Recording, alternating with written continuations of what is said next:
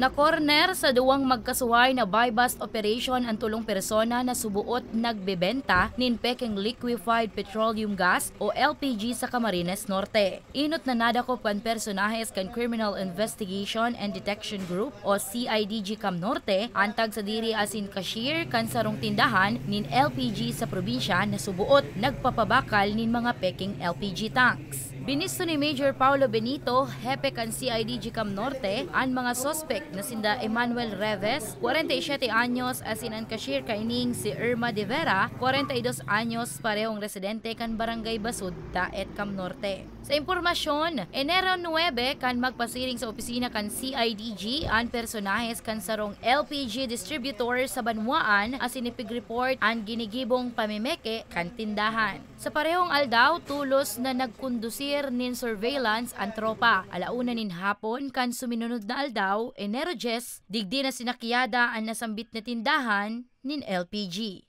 Nagbebenta po sila ng LPG, Phoenix yung brand specifically.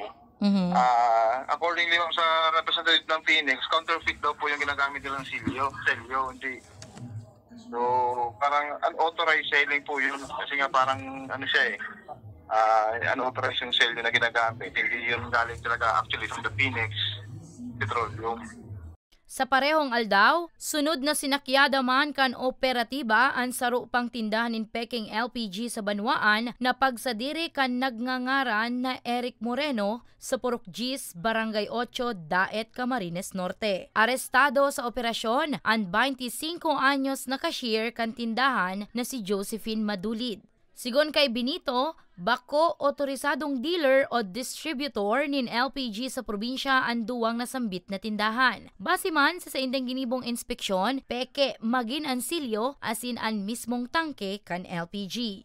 Meron po silang meron pong tao yung Phoenix Petroleum na pumunta po sa office. Actually sila po talaga ng complaint nito. Sila yung complainant. Meron po sila yung brand protection agent nila na pumunta sa opisina.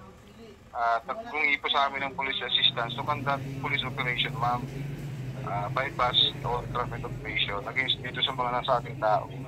Sigon sa tagapagtaram kan BFP Bicol na si Fire Senior Inspector Edgar Tanyahora Jr., saro ang LPG sa mga kausa nin kasulo sa rehiyon. Kaya labi ka importante na napupugulan ang siring kaining iligal na operasyon na masalbar sa lambang konsumidor.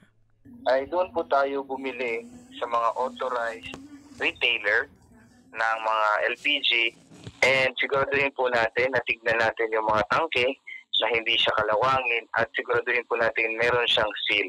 Mientras tanto, kinasuhan nin pagbalgar sa intellectual property rights of the Philippines ang tulong suspechado.